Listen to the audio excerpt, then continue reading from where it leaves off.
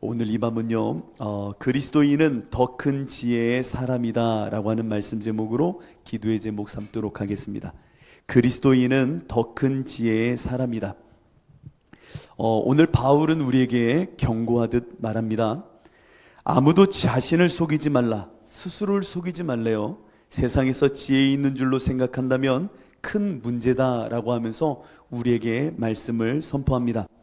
자신이 지혜롭다 생각한다면 즉시 자기 어리석음과 자기 심령의 가난함, 즉 자기 한계를 직시하여 깨달으라 라고 오늘 우리에게 말씀합니다. 정말 이 말씀은 진리인 것 같습니다. 우리가 아무리 지혜롭다 한들 하나님 앞에서 무슨 지혜를 말할 수 있겠습니까? 우리는 세상의 지혜를 배울 수도 있고 지혜를 소유할 수도 있고 지혜를 활용할 수도 있습니다. 그러나 이 지혜가 세상을 다 하나도 빠짐없이 이해하고 사유하며 평가하고 예측할 수 있습니까? 전혀 그렇지 않습니다. 이것은 인간의 오만이고 이성을 중시하는 자기 교만이기도 합니다. 심지어는 오판이기도 합니다. 인간의 모든 이성이 이 땅에 있는 지혜로서 모든 것을 가늠하고 평가하고 주관적인 자기 예측까지도 가능하다라고 말하는 것은 오만이고 오판입니다. 일반적으로요, 사람들은 세상의 지혜를 습득할 때에 자신이 사용하는 언어를 가지고 습득을 합니다. 그러니까 내가 갖고 있는 언어를 통해서 모든 것을 얻을 수 있다 생각합니다. 그래서 우리들이 지식을 다음 세대에 넘겨주거나 지식을 축적할 때면 문자 언어를 통하여 넘겨주는 겁니다. 언어를 통해서요. 그 언어를 통해 보이지 않는 비가시적인 지혜나 비형상의 어떠한 것을 내 안에 있는 혹은 이어져 내려온 어느 전통의 지혜를 그 언어를 통하여 구현하고 논리를 그 언어의 방식을 통하여 사유하게 되는 겁니다. 그 대표적인 우리의 삶의 이 언어의 한계성을 보여주는 게 어떠한 사건입니까? 바벨탑입니다. 바벨탑의 사건을 보면요, 온 땅의 언어가 하나요, 말이 하나였더라 라고 하면서 노아의 방주 이후에 이 땅을 심판하신 이후에 인간들이 바벨탑을 쌓는 모습을 이렇게 기록하는 겁니다. 어떻게 해요? 온 땅의 언어가 하나요, 말이 하나였더라 라고 하면서 이 바벨탑 인간들의 자기 욕망과 자기 의사케의 모습을 말씀하십니다. 그러면서 어떻게 말씀하시느냐? 이에 그들이 뭐라고요? 이에 그들이 동방으로 옮기다가 시날 평지를 만나 거기 거류하며 서로 말하되 자 벽돌을 만들어 견고히 굽자 하고 이에 벽돌로 돌을 대신하며 역청으로 진흙을 대신하고 또 말하되 자 성읍과 탑을 건설하여 그 탑 꼭대기를 하늘에 닿게 하여 우리 이름을 내고, 누구 이름이요? 인간의 이름을 내고 온 지면에 흩어짐을 면하자 하였더니, 이것이 인간이 쌓은 바벨탑의 모습인데 이 바벨탑을 쌓을 때에 인간의 이름을 높이고 흩어짐을 면할 때에 이 모든 것의 동기, 원인을 뭐라고 말합니까? 온 땅의 언어가 하나요, 말이 하나였다라고 하는 전제 속에 이와 같은 일을 행하였다라는 겁니다. 곧 언어가 하나요, 말이 하나라는 것은 그 하나됨으로 모든 것을 설명할 수 있다는 자기 언어의 세계에 갇힌 자들, 그것으로 모든 것을 논리정연하게 설명할 수 있다 여기는 언어의 한계, 인간의 한계에 묶여있던 그들이 바벨탑을 쌓더라는 겁니다. 이 쌓아가는 모습을 보고 하나님께서는 참 한심해 하셨습니다. 저들이 뭐하는 자인가? 그래서 6절을 보면 여호와께서 이르시되 이 무리가 한 족속이요 언어도 하나이므로, 뭐가 하나래요? 언어도 하나이므로 이같이 시작하였다라고 말씀하십니다. 저들의 이 욕망이 이와 같은 일을 펼쳤지만 하나님이 그 인생들이 노아의 방주 이후에 바벨탑을 쌓고 있는 그 이유를 다음과 같이 설명했던 겁니다. 뭐라고요? 그들이 한 족속이요 한 언어를 갖기에 이와 같이 어리석은 일을 행하고 있다는 겁니다. 그 언어 하나를 갖고 모든 사물과 세계와 대상과 관계와 사회와 공동체, 이 모든 것을 설명할 수 있는 듯 한 족속의 한 언어를 갖고 모든 것을 통치하며 조절하려고 하는 그 모습이 하나님은 참으로 어리석어 보였다는 겁니다. 그래서 하나님이 어떻게 하셨습니까? 언어를 혼잡하게 하사 그들을 흩으셨다라고 말합니다. 언어의 다양성을 이야기하는 게 아닙니다. 언어라고 하는 하나를 갖고 모든 세상 이치 사만상을 설명할 수 있다 말하는 인간의 한계성을 드러내려고 언어의 다양성으로 그들을 흩어버리셨다는 겁니다.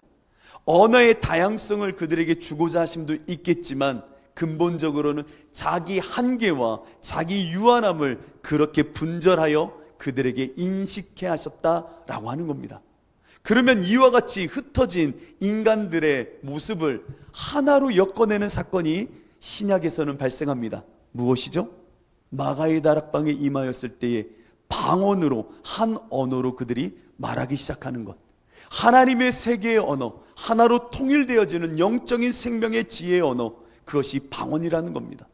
그 바벨탑을 통하여 인간의 한계를 알리고자 흩으셨던 그 언어와는 달리 이제는 하나님 나라 영적인 세계의 지혜를 알게 하실 때에는 그들에게 한 언어를 통하여 그 나라의 지혜와 세계관을 열어주신다는 겁니다. 엄청난 대척점의 이야기입니다. 우리들은 참 어리석은 자입니다. 인간은 어리석다고요. 바울이 고린도 교회들에게 정말로 말하고 싶었던 것은 다음과 같은 이야기입니다. 너는 하나님 앞에서 어리석은 자, 인생의 유한한 자임을 알라는 겁니다. 이것을 아는 것, 이것이 너에게 소중한 지혜다 라고 말하는 거죠. 하나님의 지혜의 고귀함과 거룩함, 이 엄청난 차원은 인간의 지식으로는 닿을 수도 없고 인간의 노력으로는 얻어낼 수도 없는 겁니다. 하나님의 그 지혜는요, 인간이 갖고 있는 지혜로는 다가갈 수도 없고 전혀 다른 차원이기 때문에 맛볼 수도 없는 거라는 겁니다. 저는 이 건축학을 해본 적은 없어요. 그런데 건축학을 어떤 철학적 사유자가 다음과 같이 두 개의 언어로 나누기도 합니다. 충감도와 조감도라고 하는 겁니다. 조감도는 많이 들어보셨죠? 그 건축을 하고 할 때 조감도. 근데 충감도라고 하는 것도 사용한대요. 충감도는 곤충충자를 쓰는 겁니다. 충감도는 2차원의 평면을 사용할 때 충감도라고 말한다고 합니다. 그런데 우리는 일반적으로 조감도, 3차원의 감각으로 이것을 볼 때 조감, 세조자를 써서 새가 하늘을 날아다니면 이 3차원으로 보잖아요. 3차원의 조감도를 갖고 있다라고 말하는 겁니다. 여러분, 충감도 2차원의 사람이 저 조감도 3차원을 상상할 수 있을까요? 물론 상상은 할 수 있지만 그거에 맞다 정확하게 실제를 경험할 수가 없어요. 그런데 조감도는 2차원의 충감도를 충분히 설명할 뿐만 아니라 이해하고 그것을 다 품어낼 수가 있습니다. 3차원은 2차원을 품어낼 수 있지만 2차원은 3차원을 꿈꿀 뿐 그거에 맞닿거나 그것을 상상하는 어느 지점까지지 정확하게 그것을 맞닿아 알 수가 없다는 겁니다. 그래서 충감도는 조감도를 상상할 수 없지만 조감도는 충감도를 충분히 포함할 수 있는 겁니다. 그래서 이와 같이 충감도, 조감도를 말하는 가운데 한 분은 이런 표현을 합니다. 신감도라. 신신자를 써서 하나님의 영적인 세계를 아는 사람, 4차원의 세계를 아는 사람은 2차원과 3차원, 이 육의 세계를 이 영의 언어로서 바라볼 수 있게 된다는 겁니다. 성경을 보면 이 신감도에 이른 사람들이 수없이 등장합니다. 그게 누굽니까? 예수 그리스도, 성령의 은혜로 거듭난 사람들. 그 사람들이 바로 하나님 안에서 영적인 세계가 열려진 신감도의 사람들이었습니다. 바울은 몇 층 천을 맛봤던 사람입니까? 3층 천을 맛봤던 사람입니다. 그래서 이렇게 기억합니다. 자기 스스로를 무익하나마 내가 부득불 자랑하노니. 이제 고린도후서에 보면 나오는 말씀이에요. 무익하나마, 정말 쓸데없는데 내가 너희들에게 자랑할 게 있다라는 겁니다. 그리고 뭐라고 말하냐면 주의 환상과 계시를 말하리라. 주님의 그 환상, 계시, 하늘의 지혜를 내가 말하리라. 내가 그리스도 안에 있는 한 사람을 아노니. 그리스도 안에 있는 한 사람을 안대요. 정말 재밌는 표현이니까 한번 들어보세요. 그는 14년 전에 셋째 하늘에 이끌려 간 자라. 누군 것 같아요? 바울이에요. 자기를 이렇게 이야기하고 있는 거예요. 나 한 사람 알아요. 그 사람 14년 전에 그리스도께 완전히 이끌려 셋째 하늘에 올라간 사람이에요 라고 말하는 겁니다. 그가 몸 안에 있었는지 몸 밖에 있었는지 나는 모르거니와 하나님은 아시느니라. 경계 경험을 했다라는 겁니다. 이게 몸 안인지 밖인지 3층천에 올라가 보니 그 영적인 세계는 정말 그 경계는 이루 말로 형용할 수 없는 하나님의 지혜의 땅이기에 내가 말로 이 땅의 언어로는 그 경계의 언어를 표현할 수가 없겠다라는 겁니다. 이게 하늘의 지혜를 맛본 자들의 모습 아닙니까? 예수를 믿는 사람들은 바로 이 일체 비결인 하늘의 비결을 안 자, 저 신감도를 맛본 자들입니다. 그래서 영적인 세계를 알아 이 땅에서 영의 언어로, 영의 세계관으로 하나님 나라의 주권을 갖고 이 땅에서 주의 나라의 법을 따라 행하는 자들이라는 겁니다. 그렇게 우리는 세상의 지혜를 자랑할 것 하나도 없다라는 겁니다. 오히려 하늘의 지혜를 구해야지 세상의 지혜에 묶여 사람의 이름을 높이려 하고 자기가 갖고 있는 언어의 한계도 모른 채 이것이 전부야 라고 아무리 바벨탑을 쌓은들 하나님 앞에서는 아무 소용없는 무식한 자들의 모습일 뿐이라는 겁니다. 예수님과 제자들이 사마리아 여인을 만났지요. 우물가에서 그 여인을 만났을 때에 예수님이 이런 말씀을 하셨습니다. 한번 들어보세요. 너희는 넉 달이 지나야 추수할 때가 이르겠다 하지 아니하느냐. 그러니까 이 땅의 언어, 이 땅의 이치, 이 땅의 사시사철의 이 움직이는 시절을 따라 생각해 보면 4달이 지나야 곡식이 있겠다라고 너희들은 말하지 않느냐. 그러나 나는 너희에게 이르노니 너희 눈을 들어 밭을 보라. 희어져 추수하게 되었도다. 지금 예수님은 같은 시공간에 있으면서 무슨 얘기를 하는 거예요? 니들이 보는 것은 4달이 지나야 추수할 때가 이르렀다라고 말하나 나는 보고 있다는 겁니다. 뭘 봐? 지금 이 순간 나는 누리고 있다는 겁니다. 이 땅이 이미 희어져 추수하게 되어져 있음을 나는 보는 자라는 겁니다. 같은 시공간에 있으나 너희는 세상의 지혜, 세상의 이치에 묶여 사나 나는 하늘의 언어와 하늘의 시각으로 이 땅을 바라보고 있다라는 겁니다. 전혀 다르다는 겁니다. 너와 나가 같은 공간에 있지만 다른 존재로, 다른 시공간에 묶인 자로 살고 있다라는 겁니다. 여러분, 그래서 잠언서는 이렇게 말하는 겁니다. 잠언, 지혜의 모든 보물과 보화가 숨겨져 있는 잠언서. 잠언서 1장의 첫 번째 이렇게 이야기합니다. 여호와를 경외하는 것이 뭐라고요? 여호와를 경외하는 것이 지식의 근본이거늘 미련한 자는 지혜와 훈계를 멸시하느니라. 여호와를 경외하는 것, 영적인 신의 세계, 신감도를 꿈꾸는 것, 저 3층천에 올라 내가 예수와 함께 죽고 예수 안에 거함으로 누리게 되는 하늘의 언어를 아는 것, 여호와를 경외하는 것이 지식의 근본이거늘 미련한 자들은 저 하늘의 것을 꿈꾸기보다는 세상의 지혜에 묶여 사는구나 라고 말하는 겁니다. 여러분, 이것이 오늘 우리의 특권이 되어야 됩니다. 여러분들은 이 하늘의 지혜를 누릴 수 있는 사람들이에요. 예수 그리스도의 이 말씀을 읽고 이 말씀이 이해된다는 건 여러분들이 하늘의 지혜가 열려졌다는 얘기입니다. 여러분, 이 말씀이 내 안에 읽혀지고 깨달아지고 아멘이 됩니까? 그러면 하늘의 지혜에 속하여 세상 지혜랑은 정말 비교할 수도 없는 질적인 차이가 높은 하나님의 거룩한 지혜를 갖게 된 자, 그가 바로 우리라는 겁니다. 바울은 이 이야기를 하고 싶은 겁니다. 세상의 지혜로 살지 말자. 하나님이 주시는 지혜 보다 큰, 아니 그 경계를 넘어서 넘볼 수도 없는 그 지혜로 우리가 살아가자라는 겁니다. 그러면 어떻게 살아야 되겠습니까? 창조주 하나님, 말씀의 지혜를 주시는 그 하나님 안에 거할 때에 세상의 지혜가 아닌 하늘의 지혜를 갖고 우리는 살 수 있다는 말입니다.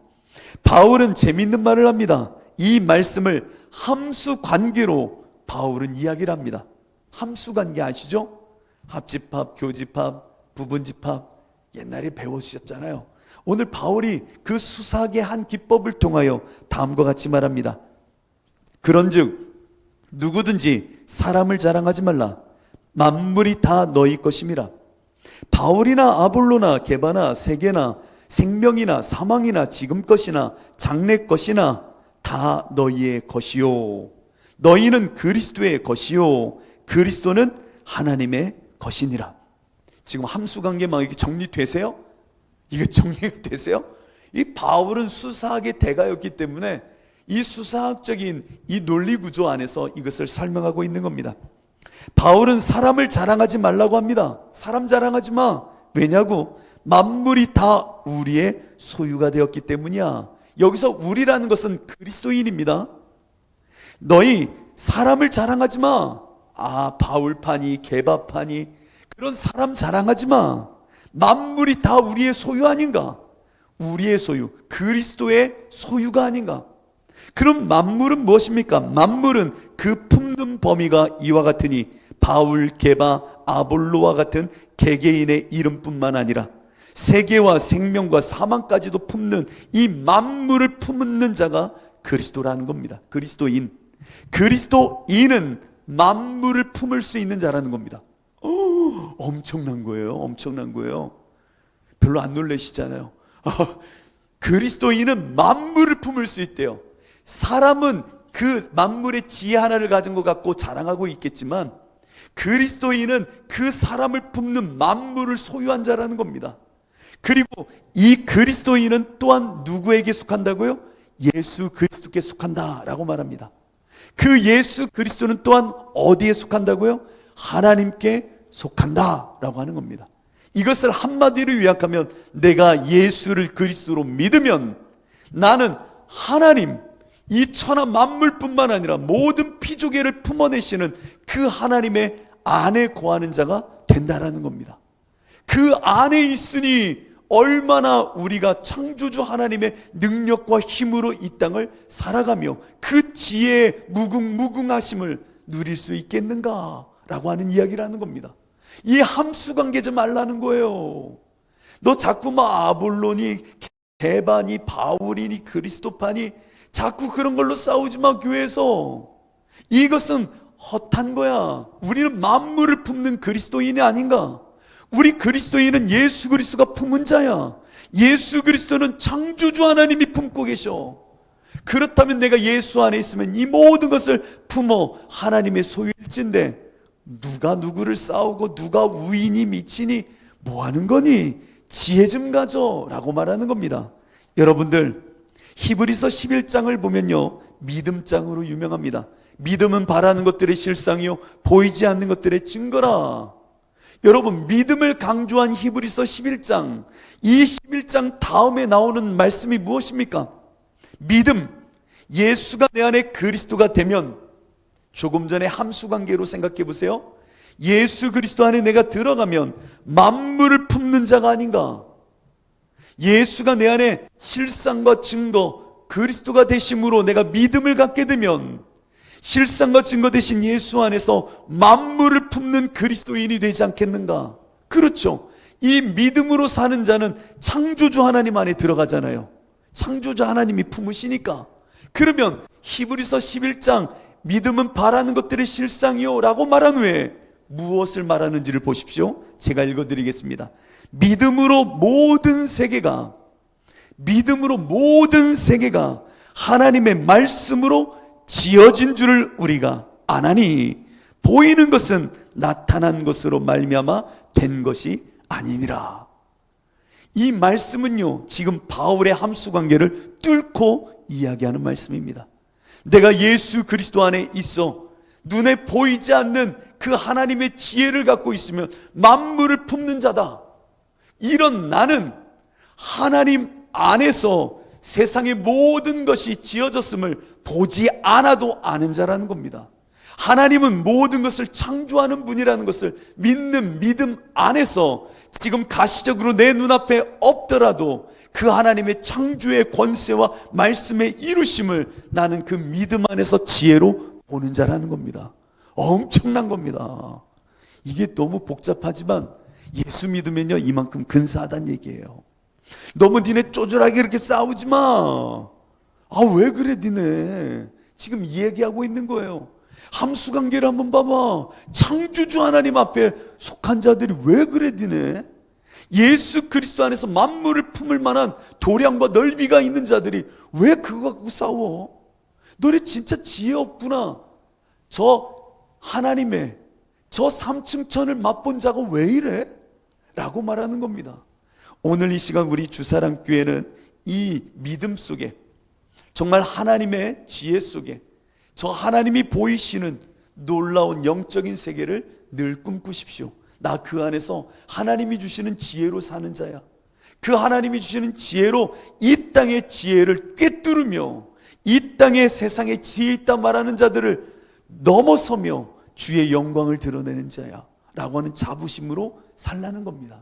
여러분, 예수 믿는 건 부끄러운 것 아닙니다. 예수 믿는 것은 정말 지혜로 사는 겁니다.